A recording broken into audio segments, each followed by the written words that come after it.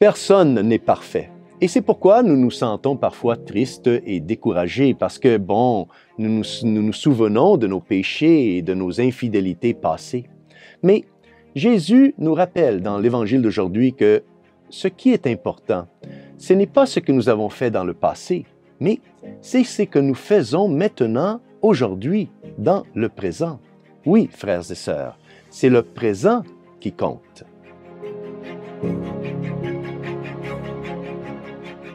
Au nom du Père et du Fils et du Saint-Esprit. Amen. Chers frères et sœurs, Salve Maria et bienvenue au commentaire de l'Évangile d'aujourd'hui. Avant la crucifixion de Jésus, Saint Pierre a renié Jésus 3 fois. Après sa résurrection, Jésus est apparu à Saint Pierre et lui a posé 3 fois la même question. « Simon, fils de Jean, m'aimes-tu vraiment plus que ceux-ci » Ici, frères et sœurs, il s'agit d'une question posée au présent. M'aimes-tu? Jésus n'a pas posé à Saint Pierre une question au passé. Pourquoi m'as-tu renié? Mais il lui demande m'aimes-tu? Parce que, frères et sœurs, le Seigneur s'intéresse au présent et non au passé. Il s'intéresse à ce qui est positif et non à ce qui est négatif. En interrogeant Saint Pierre, Jésus ne l'accuse pas, ne le rejette pas, mais l'invite et le pardonne. La question du Seigneur est une invitation pour Saint Pierre à renouveler sa relation et son amour pour Jésus. Le Seigneur tend une main accueillante à Saint Pierre pour l'aider à renouveler son amitié avec lui. Saint Pierre a peut-être renié Jésus. Non pas une fois, mais 3 fois.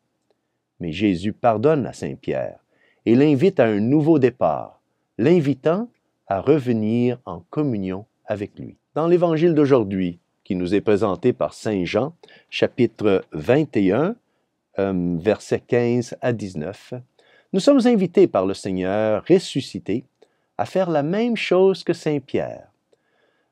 Nous sommes invités à oublier le passé et à vivre et croire dans le présent, avec notre espérance toujours tournée vers l'avenir.